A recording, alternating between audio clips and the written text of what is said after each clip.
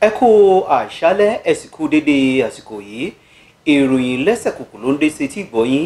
ẹ tẹ́tí lẹ́kọ̀ọ́ kí ẹ máa bá wa ká lọ. Ilé ìgbìmọ̀ aṣòfin ìpínlẹ̀ Èkó fárígá sọ fún gíwá àwọn ọlọ́pàá orílẹ̀-èdè yìí Olúkáyọ̀dé Ẹgbẹ́tókun sọ wípé àwọn tako ipò tí ó wà gẹ́gẹ́ bí gíwá ọlọ́pàá wípé àwọn kò tẹ́wọ́ gba ipò rẹ̀ lọ́dọ̀ àwọn. Bẹ́ẹ̀ ni wọ́n jẹ́ kó di mímọ̀ wípé orílẹ̀-èdè Nàìjíríà kò tíì di ọ̀gẹ̀dẹ̀ pípọ́n tó nínú ṣíṣe ìfilọ́lẹ̀ ọlọ́pàá ìbílẹ̀. Agbẹnusọ ilé ìgbìmọ̀ aṣòfin ìlú Èkó Mudashiru Obasa ti pa láṣẹ fún ọ̀kan nínú ènìyàn ilé ìgbìmọ̀ aṣòfin ìpínlẹ̀ Èkó Ọlálékan Ọ̀náfẹ̀kọ̀ láti kọ lẹ́tà sí gíwá ọlọ́pàá orílẹ̀-èdè yìí àti àwọn ilé ìgbìmọ̀ aṣòfin àpapọ̀ wípé àwọn ènìyàn ilé ìgbìmọ̀ aṣòfin ìpínlẹ̀ Èkó kò tẹ́wọ́ gba ipò tí gíwá ọlọ́pàá Káyọ̀dé Ẹgbẹ́tókun wà. Bẹ́ẹ̀ ni tí a kò bá gbàgbé wípé láìpẹ́ tí wọ́n ṣe aṣojú fún gíwá ọlọ́pàá náà níbi ètò ìgbọ́ra-ẹni-yé ọlọ́jọ́ kan lórí ipò tí ọlọ́pàá ìlú pẹ̀lú àkòrí tí wọ́n pè ní títọ ipa ọ̀nà àlàáfíà mímú ìyípadà dé bá ìlànà ọlọ́pàá ìlú ní orílẹ̀-èdè Nàìjíríà àti títako ètò ìfilọ́lẹ̀ ọlọ́pàá ìbílẹ̀ ti tàwọn ọlọ́pàá ìpínlẹ̀ ní onírúurú fàákàjà ti farahàn wípé ṣíṣe èyí yóò túbọ̀ fa ọ̀pọ̀ ìfòrúru ọkọ̀ fún ẹlẹ́yàmẹ̀yà tí yóò tún fa ìpín sí méjì ìwà àìṣòótọ́ káàkiri ìlú lórílẹ̀‐èdè yìí. Bákan náà ni gíwá ọlọ́pàá tún dánilábàá láti kó àwọn àjọ ẹ̀ṣọ́ ojú ọ̀nà àti ẹ̀ṣọ́ aláàbò ìlú ti ìjọba àpapọ̀ orílẹ̀‐èdè Nàìjíríà papọ̀ mọ́ àjọ ọlọ́pàá níbi ètò ìjókòó tàwọn ilé ìgbìmọ̀ aṣòfin ìpínlẹ̀ Èkó ní ọjọ́ Ajé Monday ní agbẹnusọ Mudashiru Obasa ti ṣe àkíyèsí wípé àwọn àjọ ẹ̀ṣọ́ ojú ọ̀nà tìjọba àpapọ̀ àti àjọ ẹ̀ṣọ́ elétò ààbò ìlú ni wọn kò tí ì kúnjú òṣùwọ̀n tó láti yanjú àwọn ìṣòro ewu jàǹbá ojú ọ̀nà àti yíyanjú àwọn kùdìẹ̀kudiẹ ìwà bíba ọ̀pá epo pẹntiróòlù jẹ́. Bẹ́ẹ̀ ló jẹ́ kó di mímọ̀ wípé báwo ni ìṣègbàkóso yóò ṣe pọ̀ tó ní àsìkò tí wọ́n bá so àjọ mẹ́tẹ̀ẹ̀ta papọ̀ láti jẹ́ ọ̀kan ṣoṣo. Bẹ́ẹ̀ ló sọ méjì takuntakun ìlú Èkó iṣẹ́ takuntakun ìlú Èkó láti pèsè ẹ̀ka tó mójútó ètò ìkówójọ fún àṣeyọrí ètò ìṣègbàkóso ìjọba ìlú Èkó ní ẹ̀ka ètò ààbò ìlú, èyí tí ààrẹ orílẹ̀-èdè yìí Aṣíwájú Bọ́lá Ahmed Tinubu ti bẹ̀rẹ̀ olùgbọ̀wọ́ rẹ̀ fún àwọn ẹkùn ọlọ́pàá ìlú Èkó láti kojú àwọn ìṣòro tó ń dojúkọ ètò ààbò ìlú. Ó ní èyí fi hàn dájú wípé kò sí ohunkóhun kan náà tí gíwá ọlọ́pàá orílẹ̀-èdè yìí lè dáwọ́lé láti yanjú àwọn ìṣòro náà ló mú ilé ìgbìmọ̀ aṣòfin ìlú Èkó tako ipò gíwá ọlọ́pàá orílẹ̀-èdè Nàìjíríà. Ọwọ́ ẹkùn iléeṣẹ́ ọlọ́pàá ìpínlẹ̀ Niger ti ba arákùnrin méjì kan tí wọ́n gba owó tó tó ní mílíọ̀nù 4 náírà jáde fi ta tẹ́tẹ́ Sportbet Naija. Àwọn afurasí ọ̀daràn méjì tí wọ́n jí ẹ̀rọ ìgbowó POS ni wọ́n lo owó tó tó ní 460,000 naira fi ta tẹ́tẹ́ Naija àti Sportbet. Afurasí náà tí wọ́n pe orúkọ rẹ̀ ní Augustine Oduiku Nonso tó ń gbé ní ojúlé 28 Boso Estate ní ìlú Minna àti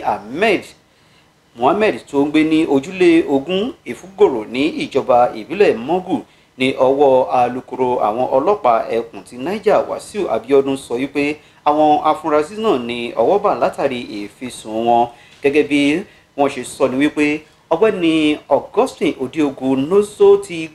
tó gbé ẹ̀rọ ìgbowó POS sá lọ pẹ̀lú owó tó tó ní 170,000 lọ síbi tí ẹnìkan kò mọ̀ ní ọwọ́ ọlọ́pàá ẹkùn náà bà ní ọjọ́ 4 oṣù kẹrin ọdún tí a wà yìí látàrí ìfisùn tí wọ́n gbé tọ ẹkùn ọlọ́pàá ti Boso wá. Ṣùgbọ́n látàrí ìlànà ètò ọgbọ́n inú ti ẹkùn ọlọ́pàá ni ọwọ́ fi ba ọ̀daràn afurasí náà. Bákan náà ní àsìkò tí ọwọ́ ba afurasí náà ló jẹ́wọ́ àwọn ìwà ọ̀daràn òmíràn tí ó ti gbé ṣe pẹ̀lú òmíràn tí ó lu jìbìtì rẹ̀. Bákan náà ló jẹ́wọ́ wípé tẹ́tẹ́ NaijaBet ni òun tún fi owó náà ta. Bákan náà ni ọwọ́ àwọn ọlọ́pàá bá ọ̀gbẹ́ni Ahmed Mohammed ní ọjọ́ 5 oṣù karùn-ún ọdún tí a wà yìí pẹ̀lú ìwà gbígbé ẹ̀rọ ìgbowó POS sálọ láti inú ṣọ́ọ̀bù ìtajà kan tó wà ní ìbílẹ̀ Kanji Bogu níbi tí ó ti ṣe àyílùpadà ẹ̀rọ ìgbowó náà sí èyí tó ti bàjẹ́. Ṣé Yorùbá máa ń dá láṣà wípé Ìbàdàn ló mọ̀ ò mọ̀ láyípo. Látàrí ọgbọ́n inú tàwọn ọlọ́pàá ẹkùn náà bẹ̀rẹ̀ ìgbésẹ̀ ìwádìí wọn, ṣe àyẹ̀wò ìwé pẹlẹbẹ tó ń jáde lẹ́nu ẹ̀rọ ìgbowó POS ni wọ́n fi ṣàkíyèsí ẹ̀rọ ìgbowó POS ní arákùnrin náà ti jí gbé sá lọ ní dédé aago 9 ìrọ̀lẹ́ ní agbègbè Kanji Junction. Èyí ló mú kí arákùnrin náà jẹ́wọ́ wípé lótìtọ́ ni òun jí ẹ̀rọ POS náà tí òun sì gbé ẹ̀rọ POS náà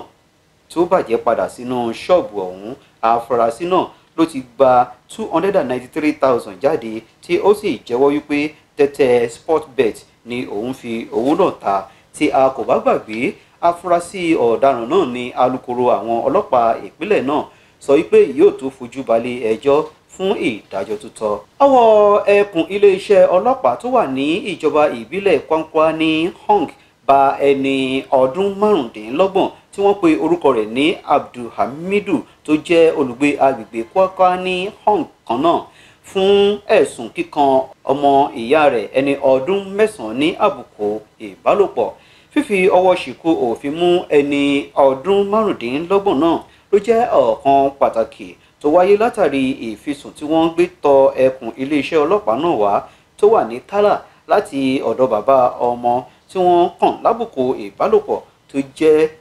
tó jẹ́ bàbá sí afurasí tó kan ọmọdébìnrin ẹni ọdún 9 náà lábùkù ìbálòpọ̀. Àsẹ̀yìnwá àsẹ̀yìnbọ̀ ìwádìí fi hàn dájú pé afurasí náà tilẹ̀kùn pa pẹ̀lú ọmọdébìnrin náà sínú yàrá tí ẹnikẹ́ni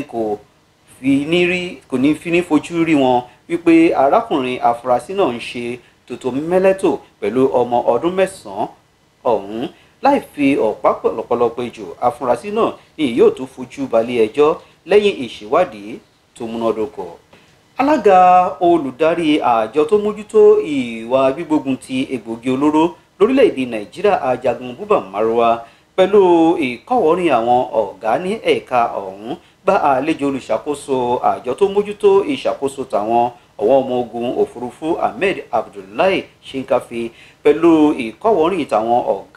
ọ̀gá ní ẹ̀ka ọ̀hún ni wọ́n ṣe ètò ìdílálejò láti ṣe ètò ìfomijomitoro ọ̀rọ̀ pẹ̀lú àjọ NDLEA láti ní ìbáṣepọ̀ tó múnádóko ní àyíká àti agbègbè tí kó àwọn ti ń ṣe iṣẹ́. Ìdílálejò ìbáṣepọ̀ ọ̀hún ló jẹ́ ọ̀kan pàtàkì tó wáyé ní olú ilé-iṣẹ́ wọn tó wà ní ìlú Àbújá lónìí tí ń ṣe ọjọ́ Ìṣẹ́gun. Bákan náà, owó tó tó ní mílíọ̀nù 7.5 náírà ni wọ́n gbà lọ́wọ́ àwọn ajínigbé méjì pẹ̀lú ìbọn atamátàsí agbérapá àti àwọn ohun ìjà olóró pẹ̀lú àsomọ́ra oògùn lónírúurú. A wá fi àsìkò yìí dúpẹ́ púpọ̀ lọ́wọ́ kọmíṣánná ìpínlẹ̀ Ògùn ọ̀gbẹ́ni Mustapha Abiodun fún iṣẹ́ takuntakun rẹ̀ láti rí wípé àwọn ajínigbé méjì filẹ̀ ṣàṣọbọra. Bákan náà tí àwọn ajínigbé 4 fi pápá bora lẹ́yìn ìjà akátá iṣẹ́ takuntakun ẹkùn ọlọ́pàá ìpínlẹ̀ Ògùn. Tọ́ àsùnjì lórun tàṣálẹ̀ yìí, ẹ pàdé wa ní dédé àsìkò yìí lọ́la òde òní. Gbénga Olóyèdé ń kí yín, ire o.